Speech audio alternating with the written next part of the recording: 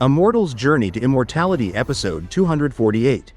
In the previous episode, after the fierce battles at the Yellow Dragon Mountains, Han Li's name spread across the heavenly south like wildfire. Rumors claimed he had escaped from the grasp of a powerful Moulan Divine Sage, a feat no ordinary cultivator could hope to achieve.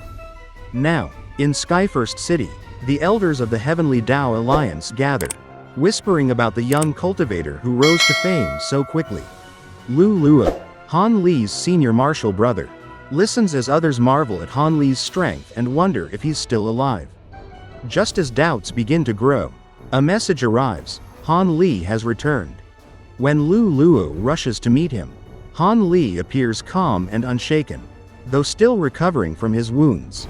The two speak privately about the rumors surrounding him, and soon Lu Luo reveals surprising news: Nangong Wan, once thought lost, has been taken in as the sworn sister of Senior Martial Brother Cheng, paving the way for her to officially become Han Li's Dao companion once the war ends. Yet, with many eyes watching and danger still looming, Lu Luo warns him gently. It'd be best if Fairy Nangong isn't recognized.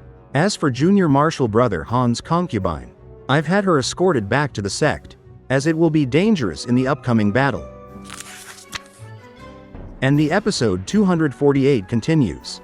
Han Li felt somewhat apprehensive at the thought of Mu Peeling and Nangong Wan meeting each other. However, he merely uttered a few words of thanks to Lu Luo. Lu Luo then spoke seriously, telling Han Li that according to the current arrangements, he was no longer required to participate in any future battles because of his great contributions in the past. But just a few days ago, the leaders of the righteous and devilish Dao, the Nine Nations Union, and the Heavenly Dao Alliance had gathered to discuss strategies for the ongoing war. During that meeting, Han Li's name was brought up again, since he had slain the black-robed spell warrior in an instant. They believed that his abilities could effectively counter the remaining spell warriors. Therefore, they hoped he would once again join the battlefield. Lu Luo hesitated before continuing, saying that the Alliance's representatives even considered Han Li a key military asset. It would be unacceptable, they said, for him not to fight. To Lu Luo's surprise, Han Li did not show any anger. Instead, he smiled coldly and replied that he was not opposed to fighting again. After all, if the Moulan were to truly occupy the Heavenly South, the Drifting Cloud sect would also suffer. However, Han Li calmly reminded him that there had been a prior agreement regarding his withdrawal from combat. Surely, he said, it could not simply be dismissed with words. Lu Luo smiled bitterly and reassured him that the Alliance would not ignore its promise. Because Han Li had not only slain a black-robed cultivator but also uncovered a Moulan spy. His achievements were significant. The Alliance had decided that Han Li could name any reasonable conditions for compensation if he agreed to return to battle, and they would do their best to fulfill them. Hearing this, Han Li's eyes flickered slightly, but he maintained his calm expression. He replied that if they truly meant to compensate him, he would like to discuss the specific terms directly with the person in charge. Lu Luo was pleased and said that this was exactly what he had planned. He would take Han Li to meet the acting leaders of the Heavenly Dao Alliance. As long as Han Li's demands were not excessive, they would likely agree. Han Li smiled faintly, assuring Lu Luo that he would not make unreasonable requests.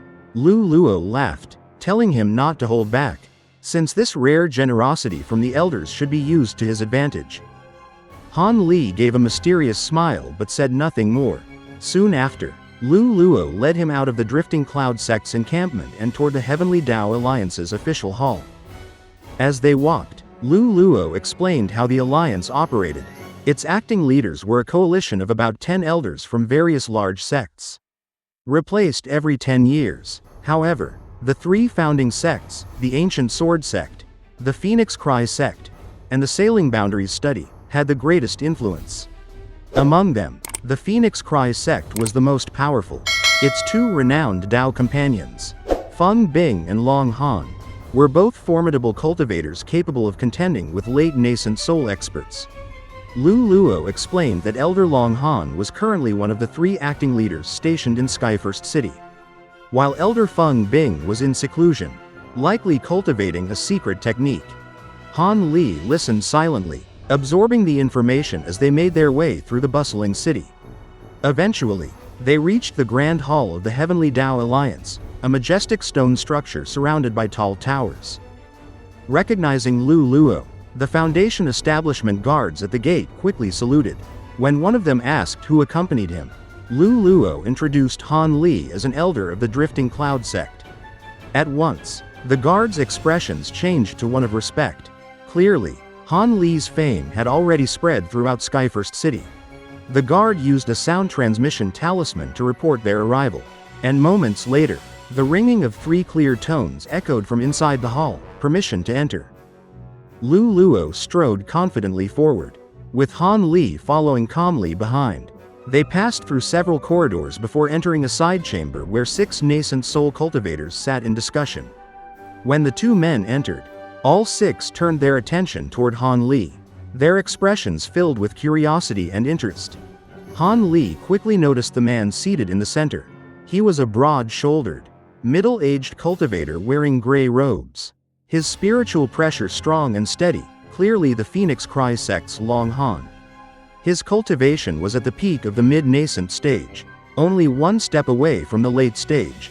Han Li silently marveled at his strength, realizing that the stories about Long Han's power had, if anything, understated the truth. Long Han smiled warmly, stood up, and saluted Han Li. "Brother Lu, this must be your sect's elder Han. In the past few days, we've heard much about your thunderous reputation." Han Li returned the salute and replied with equal politeness, saying that he too had long heard of Long Han's name. Another elder, a pale old man seated nearby, chuckled and remarked that Han Li's fame now far surpassed their own, as his recent deeds had brought great honor to the Heavenly Dao Alliance. Han Li smiled and asked for his name. Before the man could respond, Lu Luo quickly introduced him as Elder Kwong of the Sailing Boundaries Study, a cultivator famed for his heavenly earth arts that had shaken the continent for centuries. Han Li expressed genuine admiration, saying that he had long heard of Elder Kwong's legendary strength. The introductions continued, though only one other figure particularly caught Han Li's eye, a rather ugly elder from the ancient sword sect, surnamed Tien. Once everyone was properly introduced, the group took their seats. Long Han spoke first, explaining that they all understood why Han Li had come. They were indeed breaking their previous promise by asking him to fight again. But the war situation had changed dramatically. With Han Li's exceptional abilities, he could make a decisive difference for the survival of the Heavenly South. As an apology, they were willing to provide him with valuable resources, rare materials, medicine pills, and anything else he might require. If that still was not enough, they could discuss further compensation. Long Han's manner was humble and sincere.